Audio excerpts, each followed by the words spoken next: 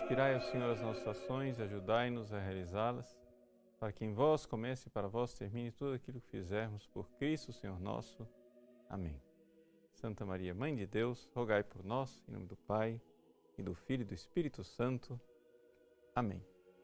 Muito bem, uma boa noite para vocês, uma alegria estarmos juntos nessa transmissão ao vivo. Hoje é ao vivo e nós vamos ter logo depois, quando eu terminar de expor o conteúdo do programa, um pequeno intervalo, onde vocês podem fazer suas perguntas. Então, se forem surgindo aí perguntas, podem ir fazendo ao longo do programa. Então, quero acolher vocês, principalmente o pessoal do Instagram, né, que estão aí estreando as nossas transmissões ao vivo, através do Instagram. E estamos na Quaresma, né? Quaresma é tempo de conversão, né? Eis o tempo de conversão, a gente canta animado e esperemos que seja realmente com ânimo de conversão. Mas o que significa realmente essa coisa de se converter? Veja, eu gostaria de tratar um tema aqui bem específico, né? Que é o seguinte: as pessoas, quando resolvem se converter, a primeira batalha que as pessoas têm é com os pecados mortais, né? Ou seja, aqueles pecados que fazem a gente parar de comungar, né? Começa a cometer pecados mortais, sei lá, a pessoa não vai à missa no domingo, ou então com facilidade deseja o mal para os outros, no acesso de raiva, deseja que o outro vá para o inferno, deseja a morte, deseja a vingança, ou então tem problema com a pureza, né? A castidade, seja solteiro, casado, masturbação, pornografia, adultério, seja o que for, a dificuldade de cada um. E, assim, a pessoa vai e combate isso daí. No início da conversão, a pessoa quer combater os pecados mortais, mas acontece muitas vezes um fenômeno que, embora a pessoa queira se livrar dos pecados mortais, ela termina caindo de novo, né, nesses pecados. Por que é que as pessoas caem no pecado mortal? Bom, a primeira coisa que faz com que as pessoas caiam de forma recorrente no pecado mortal é uma coisa que não é assunto desse programa. Ou seja, eu vou falar aqui, isso daí, se você tiver que resolver, ou a gente faz outro programa, ou então você... Mas eu acho que não precisa de outro programa, porque é muito simples. As pessoas recaem no pecado mortal porque, no fundo, não tem um propósito firme, né? A pessoa vai se confessar, aí não faz um bom exame de consciência, né? Eu cometi um pecado mortal, pera lá, deixa eu dar uma confessadinha para comungar. Rapidinho, né? Veja, esse tipo de confissão, se é que ela depois termina valendo, né? Não sei, mas vamos supor que valeu, mas a pessoa não tem aquele propósito firme, né? Então, essa é a primeira dificuldade. Não faz um bom exame de consciência, não faz um propósito firme, não quer se afastar das ocasiões de pecado, né? Sei lá, a pessoa comete adultério, mas quer continuar com amizade com a pessoa com a qual cometeu adultério. Como é que vai? Né? Aí depois fica lamentando, mas eu caí, né? Etc. Tal. Então, mas essas são coisas básicas. Isso daí a gente ensina num curso de confissão, não é o assunto do programa aqui. Ou seja, que para fazer uma boa confissão, você tem que fazer um exame de consciência, passar os 10 mandamentos, ter um bom exame de consciência, anotar os pecados graves, ir lá, confessar esses pecados graves com o seu número aproximado, quantas vezes você cometeu esses pecados graves, dizer também quais são os agravantes, né? Os agravantes. Você chega e diz assim, tive relações sexuais fora do matrimônio. Sim, mas você é casado? Isso é um agravante. Ou então, você teve relação sexual com uma pessoa que era casada? Isso é um agravante, né? Então, essas coisas, pecados graves, quantidade, agravantes, confessou, firme propósito, não vou mais pecar, vou acabar com as ocasiões do pecado, né? Quero me livrar das ocasiões. São Francisco de Sales tem uma comparação com relação a essa coisa de ocasiões de pecado, né? Que você vai e dá para a pessoa um presente, né? As mulheres entendem bem disso. Você vai dar um presentinho todo embrulhadinho, com a fita, não sei o que, etc. Aí, a pessoa, eu não faço isso, né? Geralmente, mas eu vejo muitas mulheres fazerem isso. Também tem homem que faz, mas vai e tira a fita com cuidado. Tira. Aí vai, tira com cuidado também o papel, dobra o papel, bonitinho, e a fita ali, né? Pronto. São Francisco de Sales diz, se você faz isso, você está querendo usar aquele papel para outra coisa. Olha a sua intenção. É evidente. Se você está guardando o papel, se você não quer o papel para nada, você rasga o negócio, você arrebenta com a fita, pronto, e joga no lixo. Né? Evidente. Então, isso é o problema da ocasião do pecado. Por exemplo, a pessoa tem relacionamentos que levaram para o pecado. Mas ela quer continuar com a amizade, ela quer guardar o embrulho, né? O papelzinho lá. Não, porque eu não vou pecar com essa pessoa, mas eu quero continuar amigo dela. Escuta, não vai dar certo.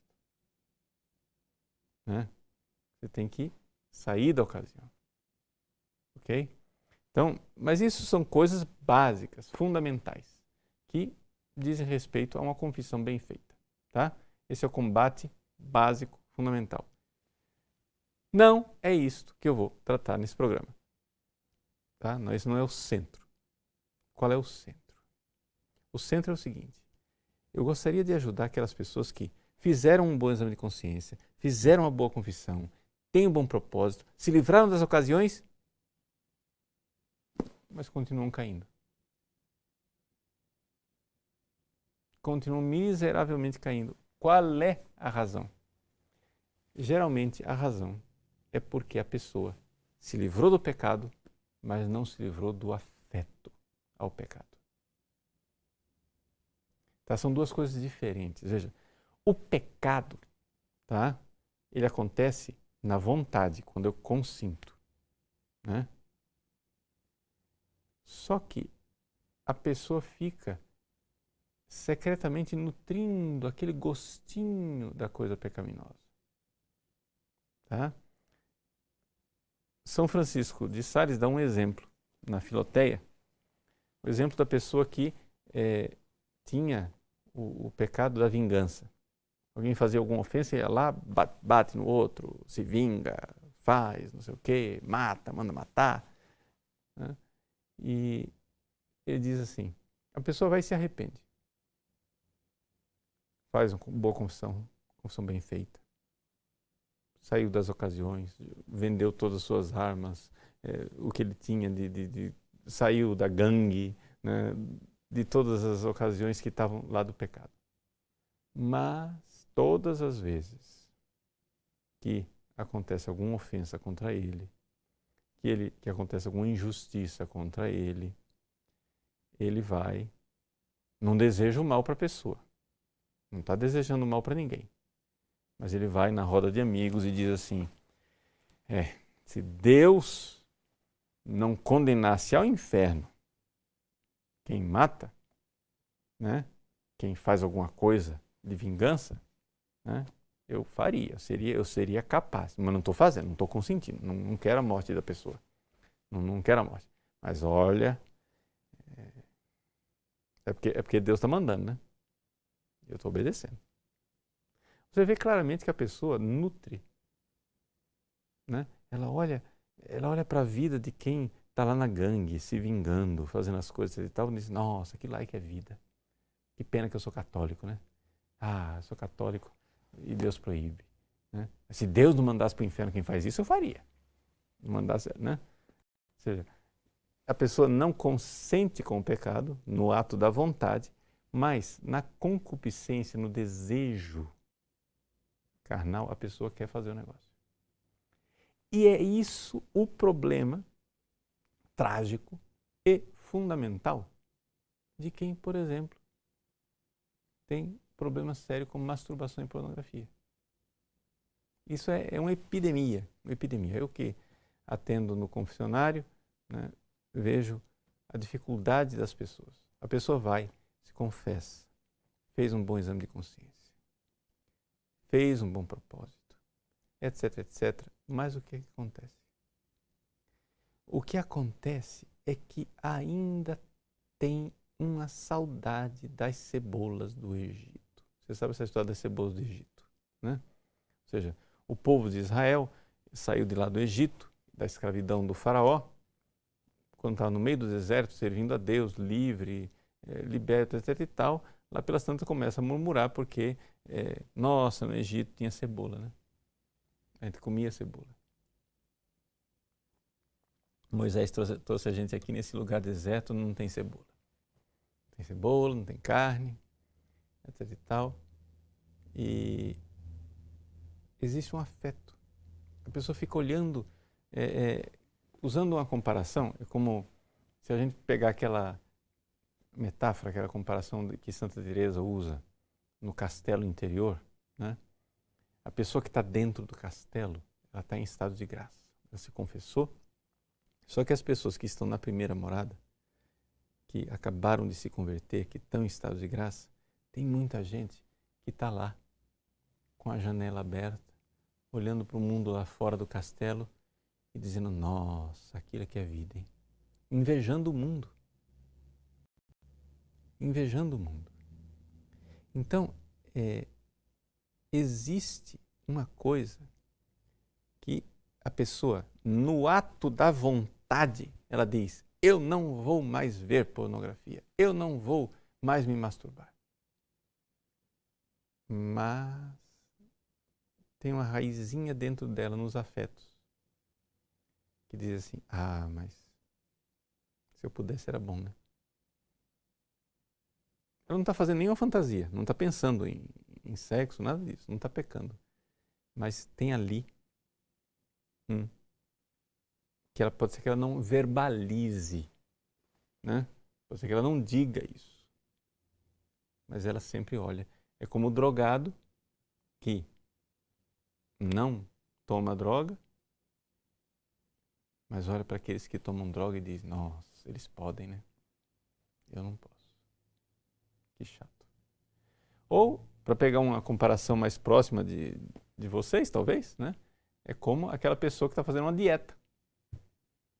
Quaresma, né? Você está lá. Agora eu estou fazendo uma comparação fora do pecado. Tá? Até aqui eu dei exemplos de pecado. Agora eu vou dar um exemplo de afeto que não está no pecado. Né? Você está na quaresma e você, sei lá, está deixando de comer doce. E você, ao invés de renunciar ao doce também afetivamente, você não come doce. Você fica olhando para o doce. Você vai pesquisa na internet para ver foto de doce.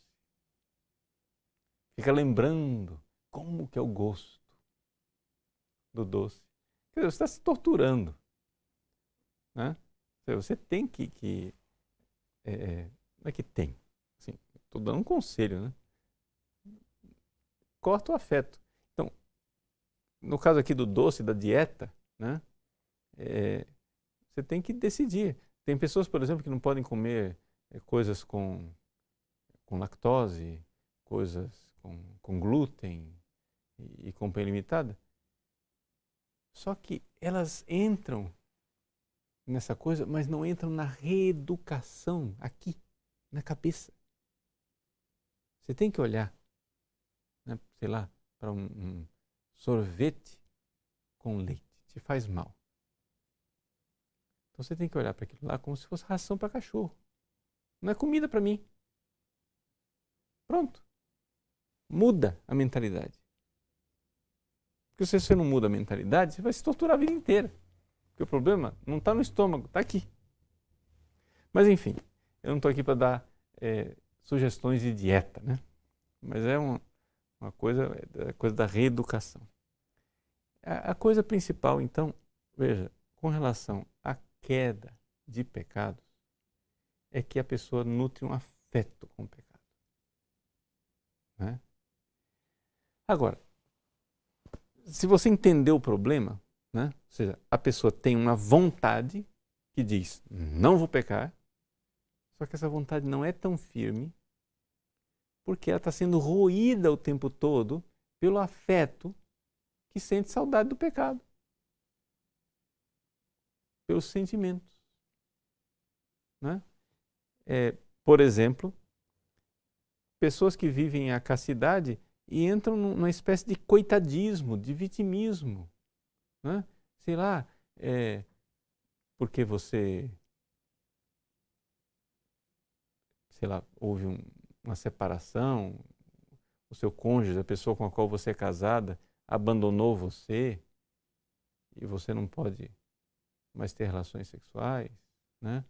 Ou porque você é solteiro, ou porque você é viúva, ou porque você é celibatário. Né?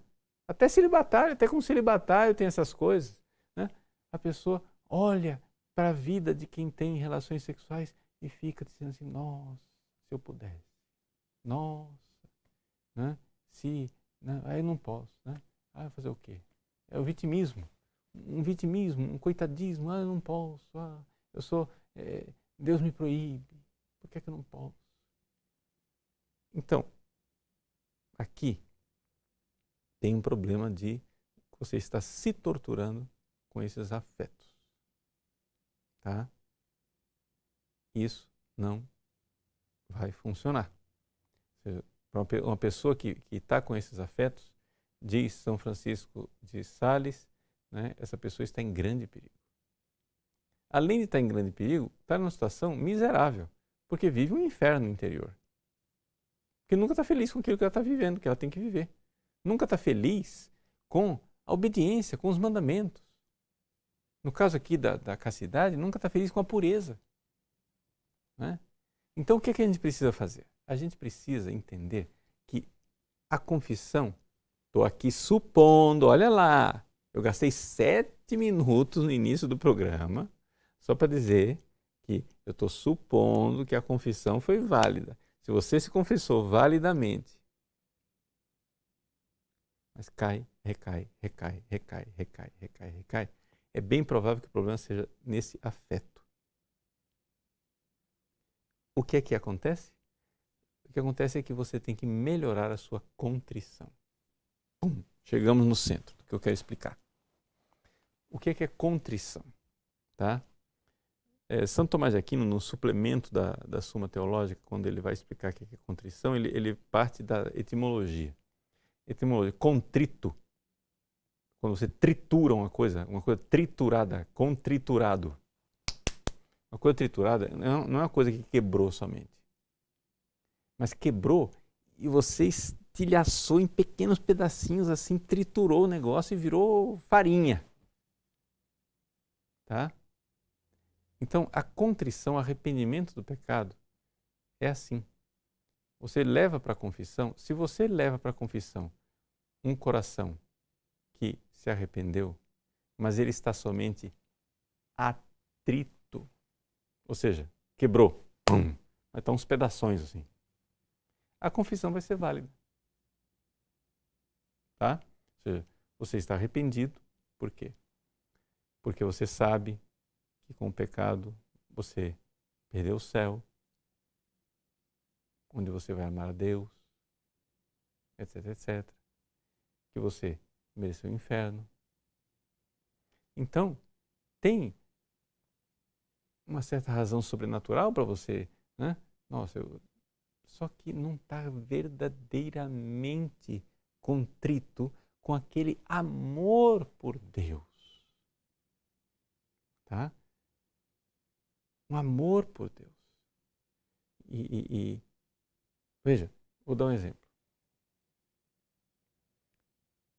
já que eu estou falando da questão de pornografia e masturbação, né? Imagine que a pessoa tem dificuldade de se livrar das fantasias sexuais. Está sempre aquela proposta de fantasias sexuais, sempre aquela coisa, etc. E a ver que isto, né, é uma coisa que ela tem que manter. Por quê? Não, porque senão eu vou para o inferno, porque senão é pecado, porque senão eu vou para o inferno, porque senão é pecado. Veja, essa é uma questão, né? Eu preciso ir para o céu e eu não posso ser condenado, está errado, senão eu não posso comungar, etc, etc. Ótimo. Tudo isso, se você faz isso e tem ali um mínimo de amor por Deus, está ótimo. Só que você precisa aumentar esse amor por Deus. Quando você ama, o pecado se torna repugnante. Deixa eu explicar o exemplo que eu ia dar. Você tem uma lei que proíbe você de matar. Mas quando você diz assim, eu amo a minha mãe, eu jamais pensaria em matar minha mãe. Eu não preciso dessa lei. Tem uma coisa que diz para você que você não pode ter pensamentos impuros. Eu amo a minha mãe, eu jamais pensaria um pensamento impuro com ela.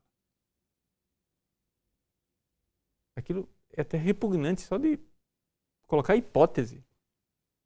Veja como o amor muda as coisas. Né? Então, aqui vem a coisa do amor por Deus, o amor a Deus. Né?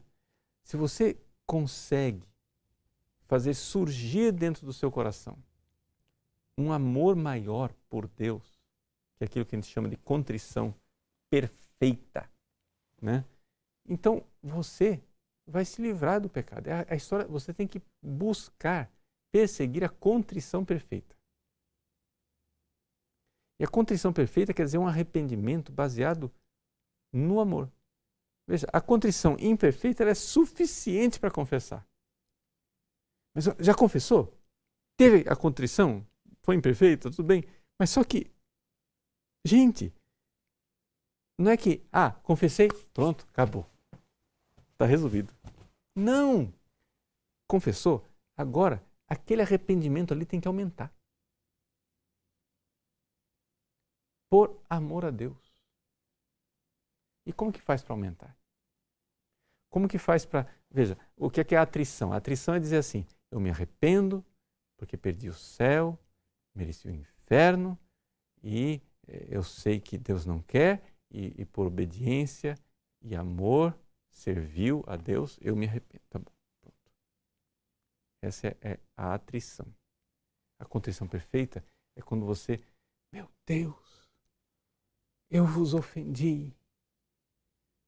E você fica voltado para Deus, porque foi uma ofensa a Deus. E eu amo tanto Deus, como que eu fui fazer isso com Deus? Totalmente voltado para Deus. Como que eu passo dessa situação, onde estou muito preocupado comigo, com o céu, com o inferno, para uma outra situação, onde eu estou mais voltado para Deus, para agradar a Deus, para dar glória a Deus, para não ofender a Deus? No meio, existe uma, digamos assim, uma ponte que você pode usar e que vai ser muito importante para você chegar nesse romper o afeto com o pecado. É você meditar a respeito do amor de Deus e ver em você ingratidão. Veja, a palavra ingratidão aqui ela é chave e é fundamental. Essa é a chave de ouro do que eu estou te dizendo. Eu estou te ensinando como que você pode alcançar uma contrição perfeita. Tá? Porque o conceito de chegar a dizer eu ofendi a Deus, para o homem moderno, sobretudo, parece uma coisa assim muito abstrata, muito fora. Né? Se você coloca e vê os bens que Deus te deu, como Ele criou você. Pensa bem. Eu existo há 53 anos, fazer 54 esse ano. Antes disso, milhões e milhões de anos, eu não existia, eu era nada.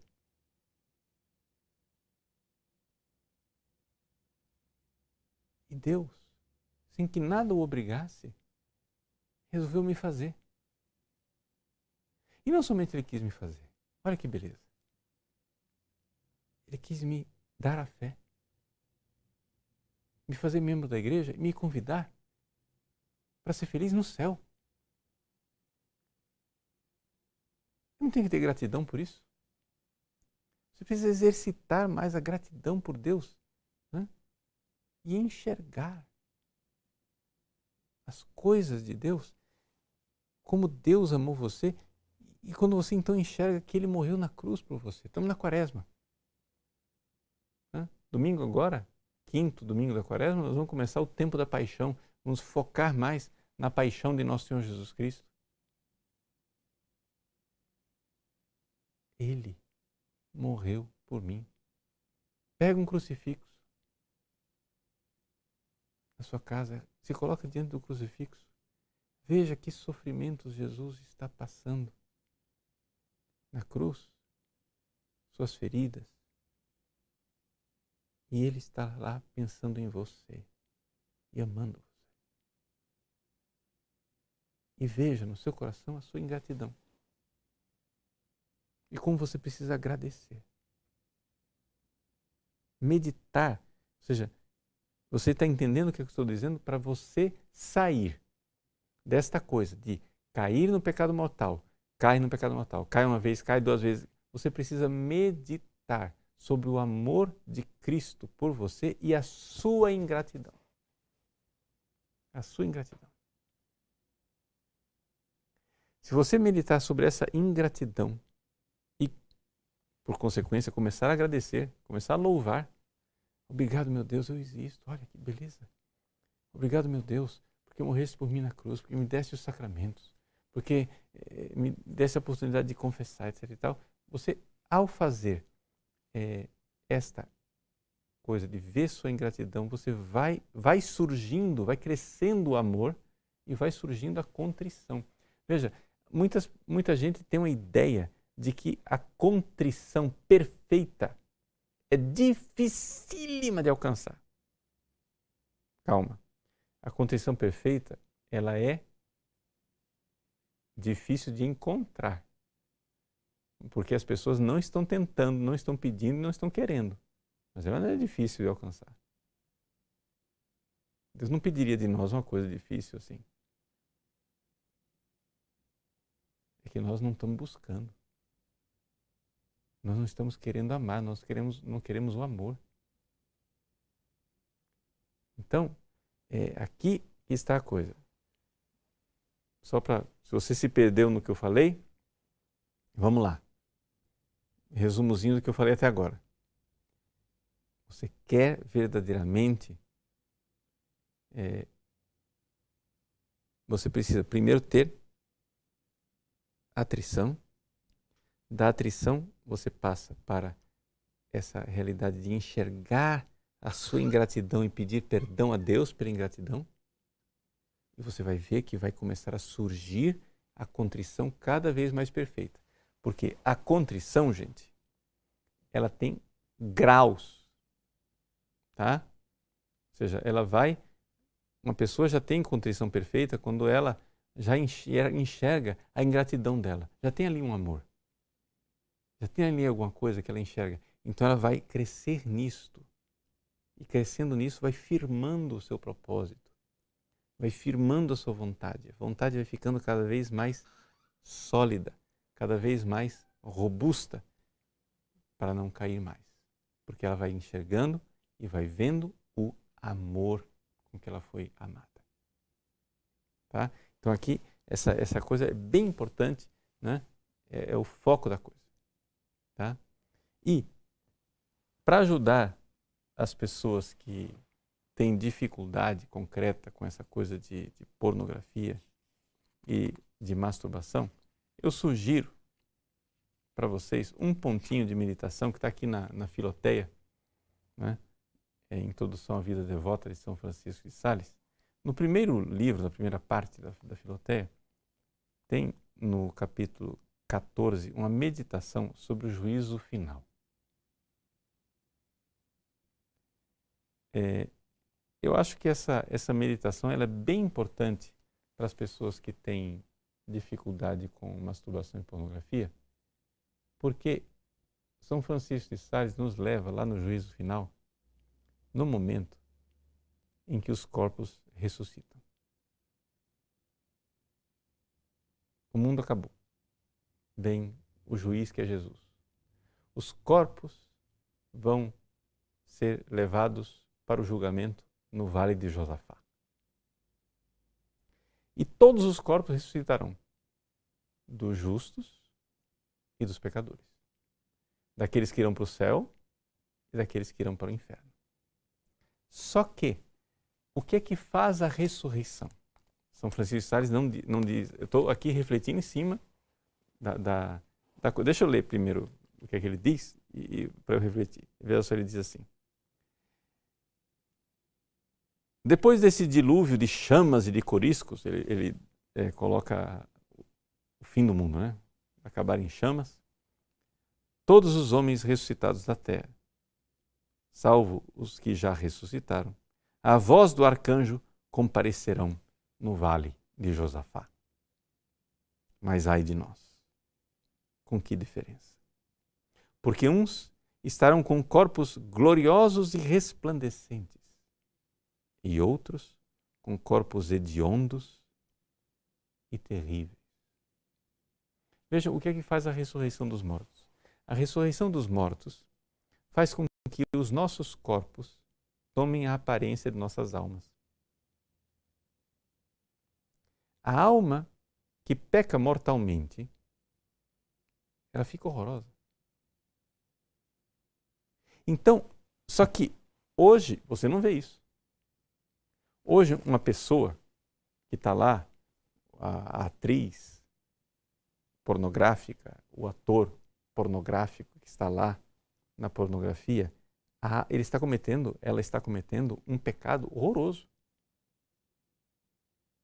Portanto, a alma daquela pessoa está num estado horroroso. Santa Teresa d'Ávila descreve nas primeiras moradas, né? Ela diz, conheço uma pessoa, ela está falando dela, né? Só que ela, por modéstia, ela diz que não é ela. Mas eu conheço uma pessoa a quem Deus deu a graça de enxergar o que é uma alma em pecado mortal. E se as pessoas vissem o que é uma alma em pecado mortal, como aquele negócio é horroroso, ninguém pecaria. Santa Catarina de Sena, né? Ela sentiu o cheiro, que era pior do que um cadáver podre. Quando você passa na estrada e tem um animal morto, aquele cheiro horroroso, uma alma em pecado mortal cheira pior do que isso aí. Só que, claro, as pessoas em pecado mortal, você olha para os corpos estão, né, belos, jovens e bonitos. Não transmitem a figura da alma. Mas na ressurreição dos mortos, essas almas, o corpo acompanhará a alma. E essas pessoas serão verdadeiros monstros. Esses corpos, diz São Francisco de Sales, vão ser hediondos e terríveis. E das pessoas em estado de graça serão luminosos, serão gloriosos. É que, se você refletir sobre isso, sobre a verdade, né? A verdade que é que os corpos que você hoje admira na pornografia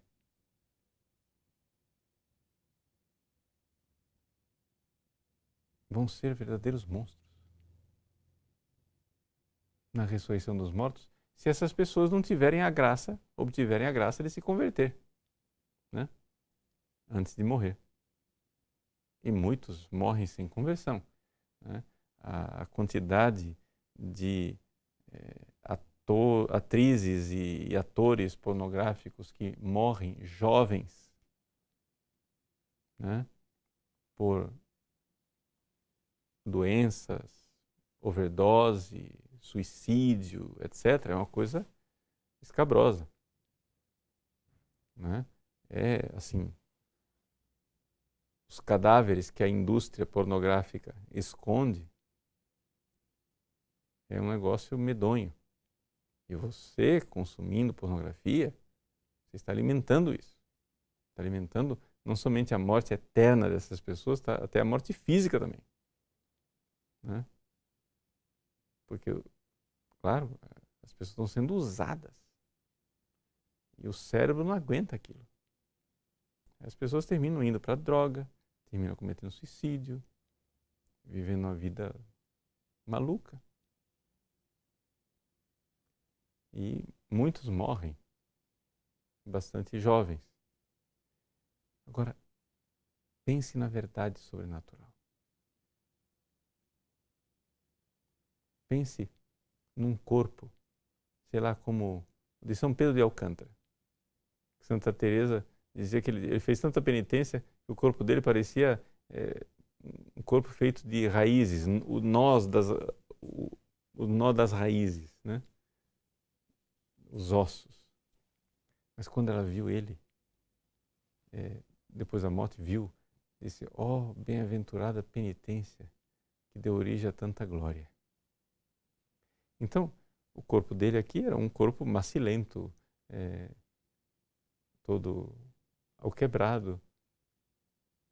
Como São Pedro de Alcântara ressuscitará glorioso e luminoso? Que corpo extraordinário será!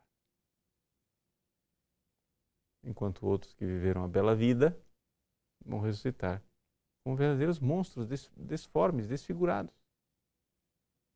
né? E essa é a coisa. Enxergar isso. Uma vez que você enxergou isso, você enxergar que Jesus veio a este mundo, assumiu o nosso corpo, nossa natureza humana, ficou desfigurado na cruz para poder levar você para essa glória do céu. E ver a sua ingratidão, enxergar, ver o amor com que você foi amado.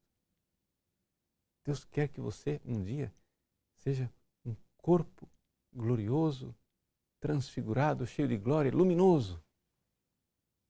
Respeite o seu corpo, não profane o seu corpo. Grande gratidão a Deus. E aí, com essas reflexões, rezando sobre essas coisas e enxergando a sua ingratidão, vai surgindo gratidão, vai surgindo amor e vai surgindo a contrição cada vez mais perfeita, né? Então, você não deve pensar em contrição somente quando você está em pecado mortal. Eu estou em pecado mortal, vou fazer um ato de contrição. Não, ato de contrição você tem que fazer todos os dias, várias vezes por dia, o dia inteiro. Como? É que a palavra ato de contrição ficou um pouco viciada, né? Mas a gente não sabe muito qual a referência. O ato de contrição é enxergar o amor de Deus. Enxergar a nossa ingratidão. E querer reparar isso, querer amá-lo de volta. Se a gente cresce nisso, cresce solidamente, né?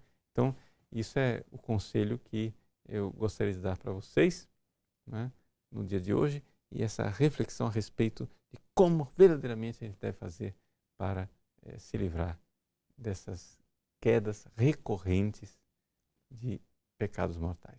Tá bom? Nós vamos agora fazer um breve intervalo, né? Você aí que tem as suas perguntas, mande as suas perguntas e aí nós vamos ter um tempinho de diálogo juntos para a gente, né, trocar umas ideias, tá bom? A gente volta já já.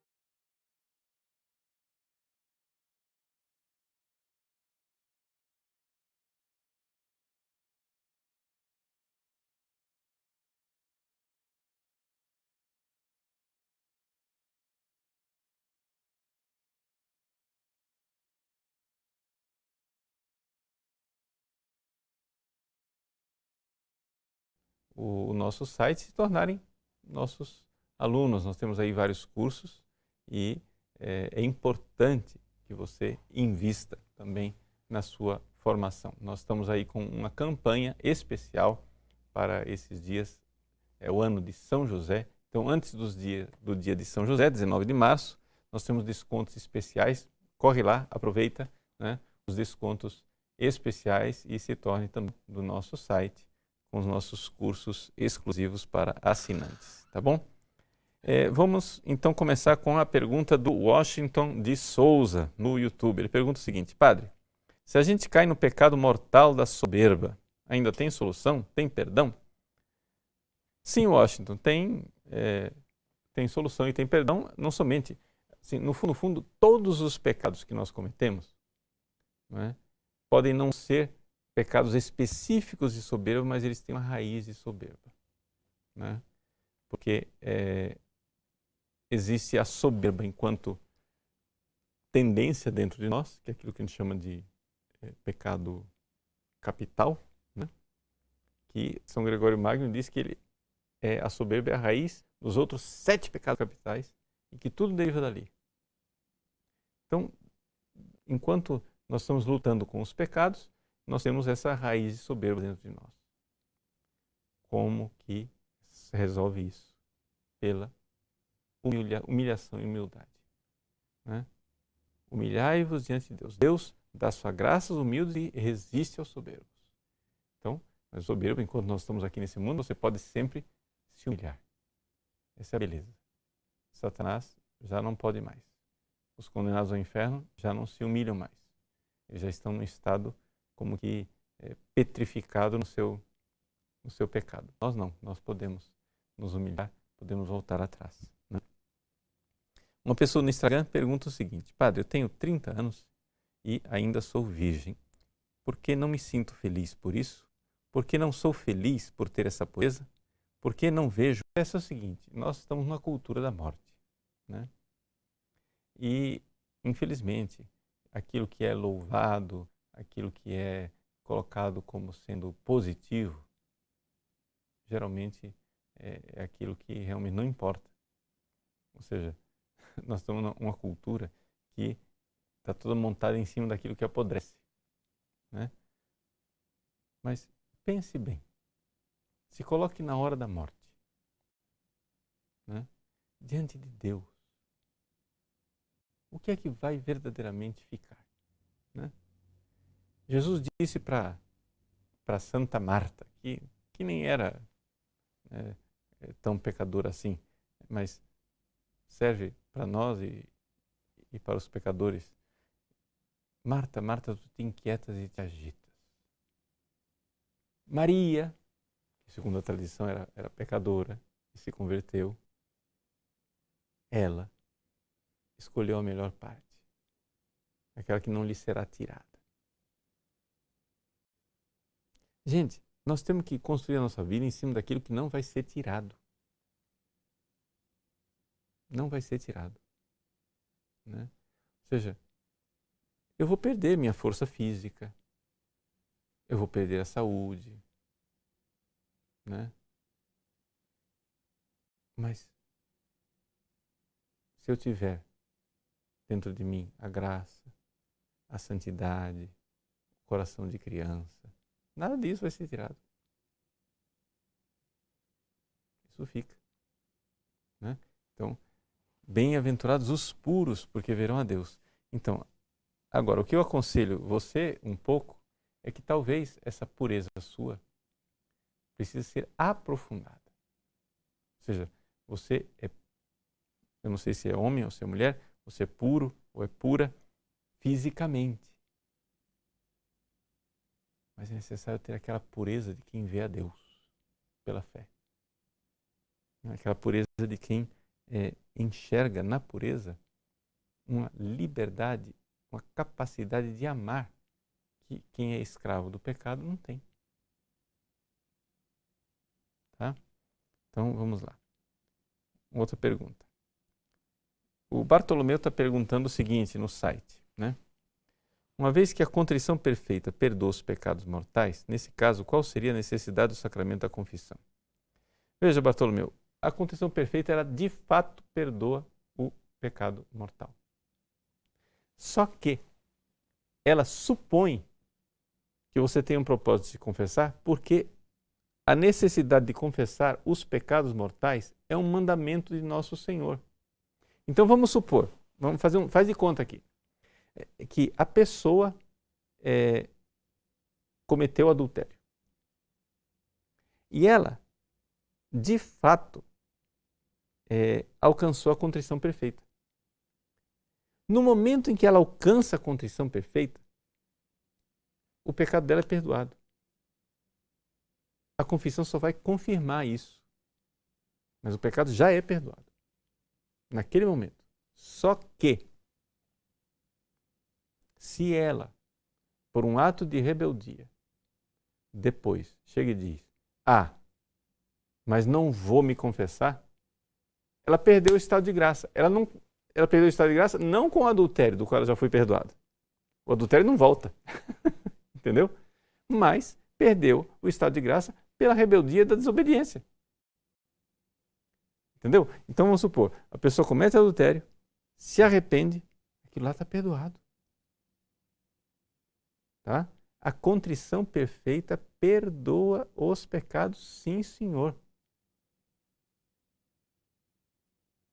Só que muitas pessoas que alcançam a contrição perfeita ficam em dúvida. Mas será que eu tive a contrição perfeita suficiente? Então vai para a confissão. Porque a confissão ratifica aquilo e coloca o coração da pessoa em paz.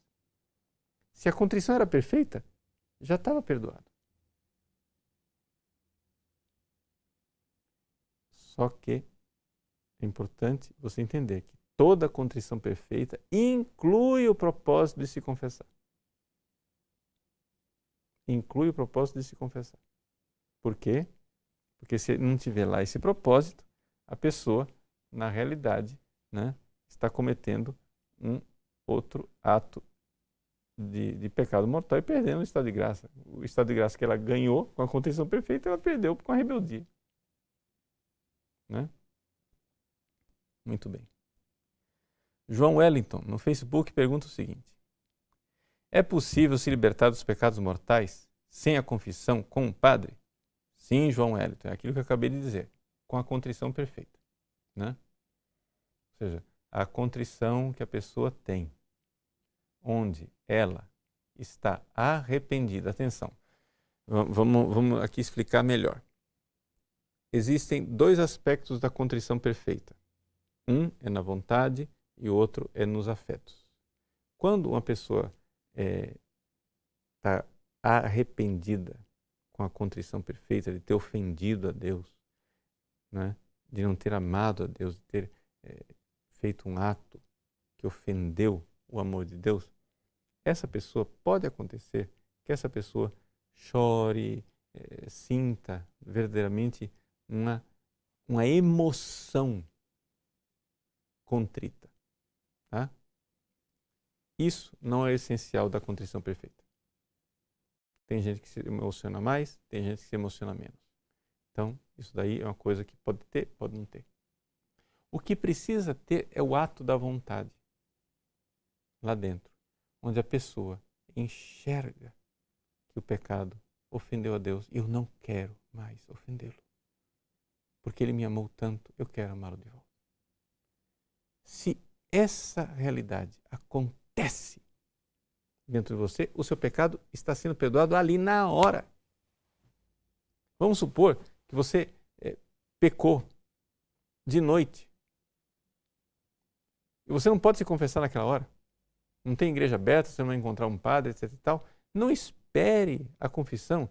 Faça a contrição naquele momento. A mais perfeita possível. Que é voltada, a diferença da contrição para a atrição é que a contrição é voltada para o não quero mais ofender a Deus. Oh Deus, olha o meu coração ingrato, eu vos amo, Senhor. Isso é uma graça que não é difícil de alcançar. ela só é difícil de encontrar por causa da nossa ingratidão, lerdeza e dureza de coração, só isso.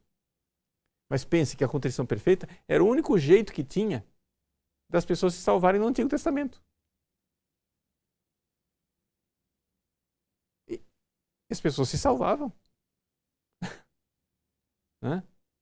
É que Deus nos deu, pelo sacramento da confissão, uma facilidade. Mas essa facilidade do sacramento da confissão, que aceita a atrição e eleva aquilo para dar o perdão, isso não deveria ser para nós um empecilho. Não deveria ser uma coisa, uma muleta, uma desculpa para você nunca atingir a contrição perfeita. Não, você vai, se confessa e vai lutar para ter a contrição perfeita. Entendeu? Porque isso é muito bom espiritualmente para você.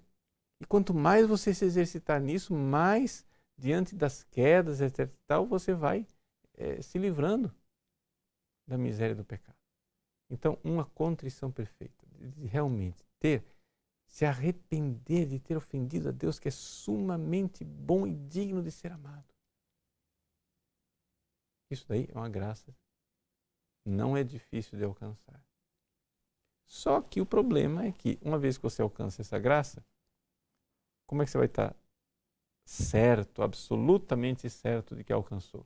A gente não tem essa certeza. Né? Então, por isso, Nosso Senhor mandou que nós confessássemos os pecados. Isso é de fé. Isso foi determinado por Nosso Senhor, mas foi solenemente proclamado como dogma no Concílio de Trento, que nós precisamos confessar todos os nossos pecados mortais. E, se você não faz isso, você é um rebelde.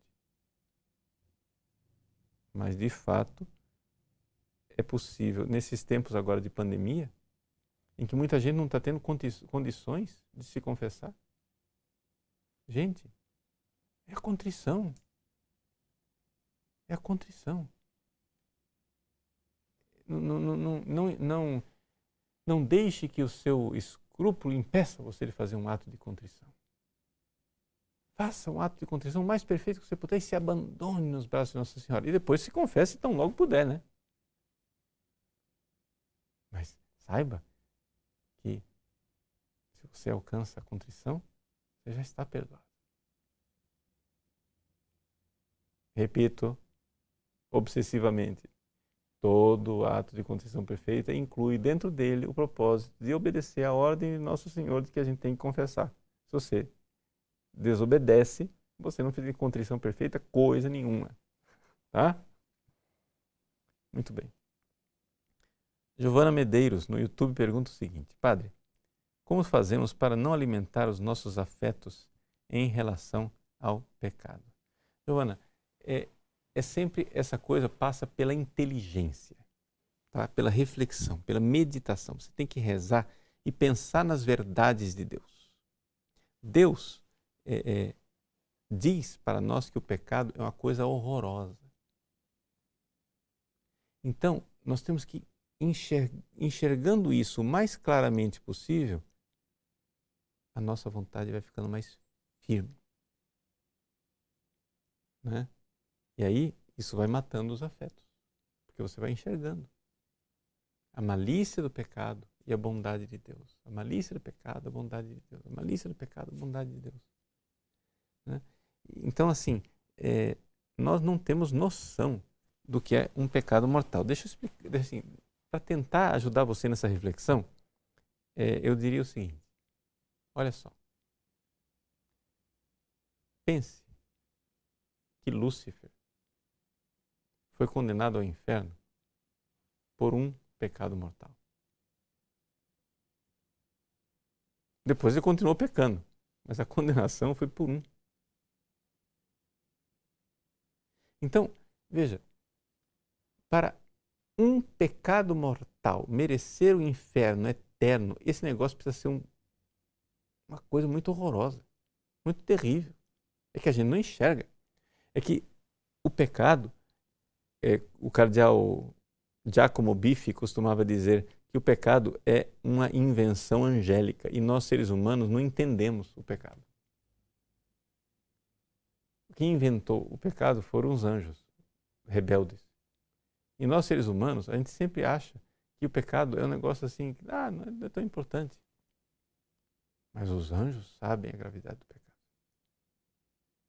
Que um pecado mortal é horrível, é tremendo. Né? Se, para você refletir a gravidade do pecado, uma outra forma que nos ajuda a enxergar isso é o remédio. Ou seja, se o remédio do pecado mortal é que Deus se fez homem e morreu por nós, se para nos curar do pecado nós precisamos do sangue do próprio Deus, então o negócio é muito grave. Né? Se você vai ao médico, o médico diz, pode tomar uma aspirina e está resolvido. Você diz, doença não é nada. Se você vai ao médico, o médico diz, quando vai ser a primeira sessão de quimioterapia? Opa, você assusta, porque o remédio é grave. Né? Marcos Ventura, no Instagram, pergunta o seguinte: como o rosário pode nos ajudar no combate contra o pecado? Marcos, muito obrigado por essa pergunta. O rosário, de fato, ele ajuda. Por quê? Primeiro, porque ele é uma meditação. A essência do terço do rosário é a meditação dos mistérios. E quanto mais a gente medita sobre os mistérios do amor de Deus, mais firme fica a nossa vontade, para não voltar a ofendê-lo. Mas, além disso, a própria saudação angélica, ou seja, a Ave Maria, ela tem uma força. Por quê? A força de, só no céu nós vamos ver a força de uma Ave Maria. Porque uma Ave Maria faz tremer o inferno. Porque Lúcifer, né, tinha a graça. Lúcifer era cheio de graça antes de pecar. E quando a gente joga na cara dele que Nossa Senhora é cheia de graça, ele treme. Nós dizemos, o Senhor é convosco. Lúcifer nunca viu Deus e nunca verá. Nossa Senhora está com Deus. Ele morre de inveja porque ele sabe que nós temos a chance de ir também de ver Deus. Deus, nossos anjos da guarda, nossos santos de devoção querem nos levar para o céu, para nós reinarmos na glória e vermos Deus face a face. Os demônios morrem de inveja, porque eles jamais verão a Deus. Então, quando você diz, o Senhor é convosco, o inferno treme. Então, a força da Ave Maria é maravilhosa e a questão da meditação dos mistérios do Rosário, né, que são muito importantes. Rose Gardim, no Facebook, pergunta o seguinte: Padre, se Deus não se lembra mais do pecado, por que existe o purgatório? Veja, Rose, o que acontece é o seguinte: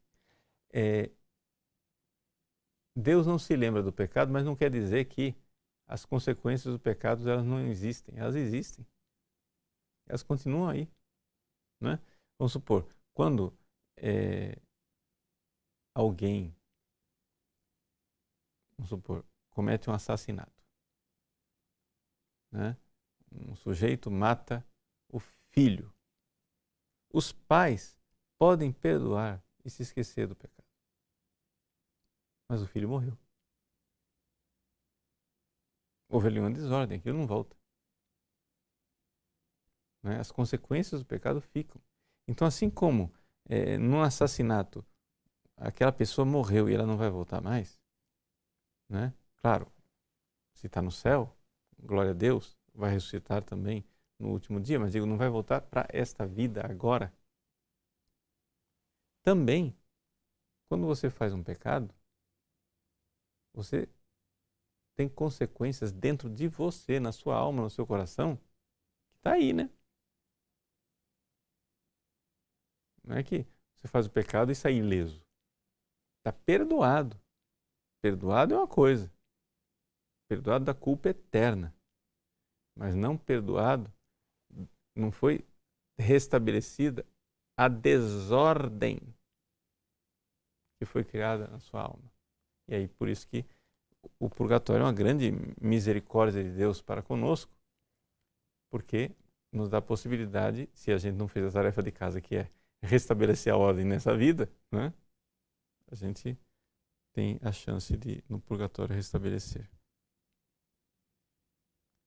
Eliane, no Instagram, pergunta, e essa é a nossa última pergunta de hoje, que a gente já vai concluindo o nosso programa.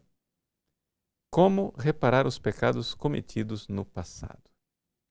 Veja, Eliane, aqui é uma das coisas mais importantes que uma verdadeira contrição, né, carrega dentro dela, que é o fato de que se eu amo, eu quero reparar. E como que eu reparo? Vamos supor, eu ofendi minha mãe, sei lá, falei uma palavra grosseira com ela. Como que eu reparo?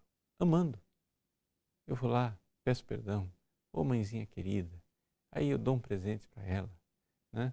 Eu dou um beijo. Digo, mãe, desculpa, eu não sei onde que eu estava com a cabeça quando falei aquela coisa para a senhora. Por favor, eu amo. E você vai cobri-la de amor. E é assim que a gente faz para reparar o pecado. É com amor, né?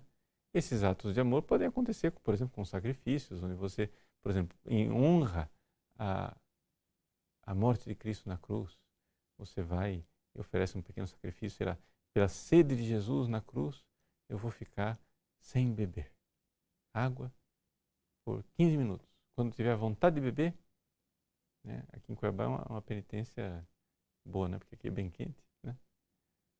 Estou com vontade de beber, estou com a boca seca. Eu vou esperar para beber. 10 minutos. Olho no relógio, daqui a pouco. Jesus, eu vos amo. Vós sentistes sede por mim na cruz. Opa, passou 10 minutos. Glória ao Pai. Pronto, bebo. Né? Assim, gestos de amor. Gestos de amor. E é assim que se repara. Tá bom? Então, foi uma alegria nós estarmos juntos. Estamos aí, então, retomando agora os nossos programas ao vivo, todas as segundas-feiras, se Deus quiser, vamos manter essas transmissões, participação com vocês. Fica aí o convite para vocês se tornarem alunos do nosso site, fazerem parte da nossa família e ter acesso a esses cursos exclusivos para os alunos, né? Nos ajude a manter o nosso apostolado e aquilo que você paga por esses cursos é um preço irrisório, simbólico, né?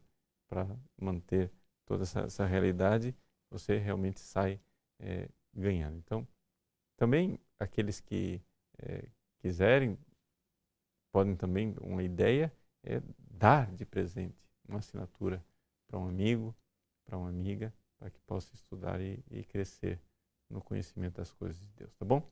Então Deus abençoe vocês, uma alegria estarmos juntos, Quaresma continua firme aí, vamos pedir a Deus a graça de romper todos os laços com o pecado, os laços afetivos e ter uma verdadeira contrição, um verdadeiro amor por nosso Senhor.